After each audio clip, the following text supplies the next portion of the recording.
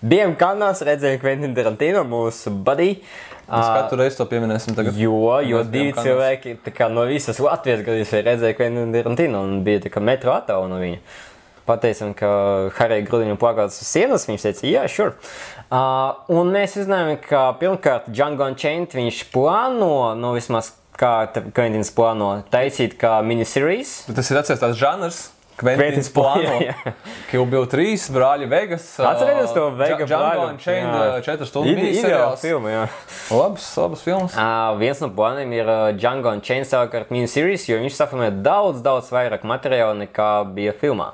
Un otra ziņa bija tāda, ka viņš vēl neko nezina īsti, ko darīt par Hateful Eight, ka viņš vēl tā kā uz liekšņa. Mēs atbraucam no Kanām uz Latviju, un ko mēs zinām? Uzzinām.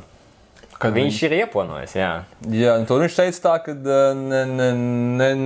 nē, bet tad tagad skaidrs, ka tu tā kā tomēr jā šī gada beigās, cik es sapratu. Ļoti palīdzēja, protams, ka bija tas reading, jo viņš sarīkoja. Tā saucamais, jā, ar aktieriem, kas iespējams un varbūt neatveidos tos pašas lomas, bet tā kā teātra priekšnesums, kur dzīvē tika lasīts filmas scenārijs, savā aktieriem iejūtoties tajās lomās. Tur bija gan standarta Quentina aktieri. Jacksons, jā. Jacksons. Bruce Dern, Tims Rots, jā, Kurts Russells. Viņš tā šķiet, īstenībā es varēju to safilmēt. Vismaz lomas jau ir zināmas, cilvēki ir iemācījuši, bet viņš pārrakstīja scenāriju vismaz vēl pāris reizes droši vien, vismaz līdz filmēšanai neteiktās laikā.